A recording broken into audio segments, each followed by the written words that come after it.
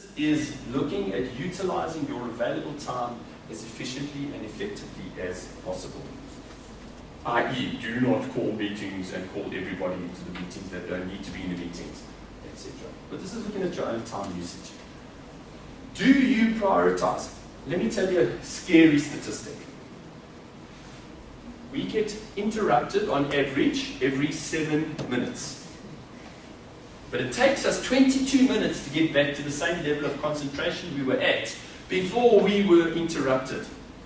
Does that sound like the numbers don't add up? And somehow or other, we live in a place of constant distraction. We live in a place where we are constantly not working at our optimal level. So how do we avoid this? Let me give you the quickest, easiest way to avoid distraction. Somebody comes into your office. Now, most of the tools that people teach you to handle distractions damage relationships. And has anybody ever heard that people buy from you, or in other words, you build your success, you build your self-success, you build your team on relationships, right? It's not what you know, it's who you know, right? So if we're going to damage relationships, like, get off the phone, you're distracting me, you little twit. That could damage a relationship. Yeah, not good.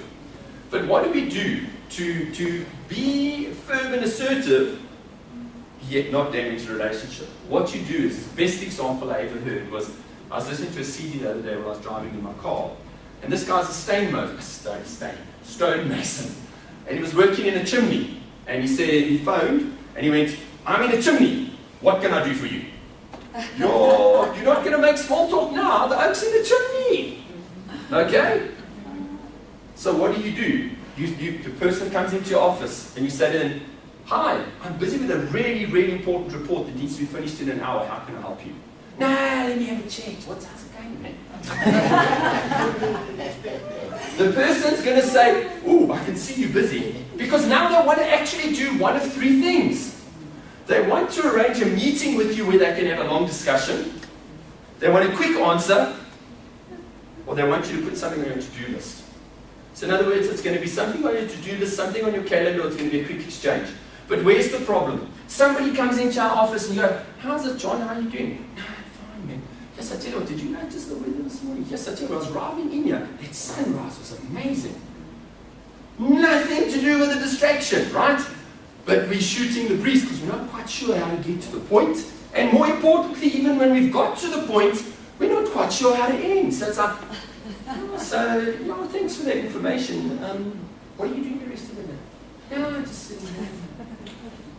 Whereas when they've walked into your office and you go, I'm in the middle of a really crucial report, it needs to be out of here in an hour, how can I help you? You haven't damaged the relationship. The person can say, thanks very much.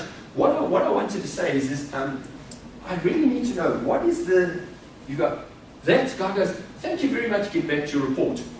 Do you see how quick that exchange was? So distraction is the thief of productivity. So how are we going to be productive? You've got to become focused. You've got to schedule time. Because if you think about it, there's really two ways that we get things done, right? One, we get them done on our to-do list. Two, we have a calendar. The important thing to remember, we never defend our to-do list. If you phone me, for example, let me explain what I mean. If I phone you and I say to you, yes, I know you've got Success Magazine, and you're telling me about that article in Success Magazine, would you send it to me? What are you going to do? Sure. Send article from Success Magazine to Corey. On my to-do list. I don't defend it. I do nothing. I add to my to-do list. But if I phoned Kim, for example, and I said, Kim, next Monday at 2:30, what you doing? What's she going to do? Hold on. Oh no, sorry, I can't make 2:30 on Monday, but I can make 1:30 on Wednesday and 2:30 on Friday. So she's defending her calendar. But she's adding to her to-do list. So there's two ways we monitor and we manage our time. One is with a to-do list, the other one is with a calendar. Calendar we defend, but this is the challenge. we also have two ways that we use our time. One, we use our time for activities to avoid pain. Those are activities that we just have to do, like reading our emails, like putting out the trash, like building a website, okay? Stuff we do to avoid pain. Or, for example, Corey phoned and asked me for that article in Success Magazine, and I added it to my to-do list. What's the pain of not sending it to Corey? Damage to the relationship. Corey's going to start to distrust me. Corey's going to not like me. So that is an activity to avoid pain. So it's on my to-do list. So all my activities to avoid pain are on my to-do list. Activities for gain must be on your calendar. What are activities for gain? Activities for gain are things like doing an MBA, learning a new language, learning product knowledge, attending a course like this, and then taking this course material and turning it into something meaningful and valuable for you. Those are activities for gain. But what happens? The activities to avoid pain never go away. So our to-do list never disappears. So if we only do stuff on our to-do list, we're just avoiding pain. We're not actually growing or expanding. So, if we want to do activities for gain, in other words, activities that are going to help us to become better, goals are activities for gain. Anything that you do that helps you to grow, become smarter, become more productive, become more efficient, those are activities for gain. Imagine if I put those activities for gain on my to-do list. They'll never get done. However, if I put them on my calendar, what happened when I phoned Kim and I said, Kim, I would like to have a meeting with you at 1:30 on Monday. She went and did something. She defended it. She said, I can't. I have to meet you. So there's my challenge. The only way we can ever achieve goals, the only way we can ever take this material, this incredible material that you've learned for the last 3 days, and turn it into something meaningful. Because all it is right now, ladies and gentlemen, is knowledge. Is knowledge power?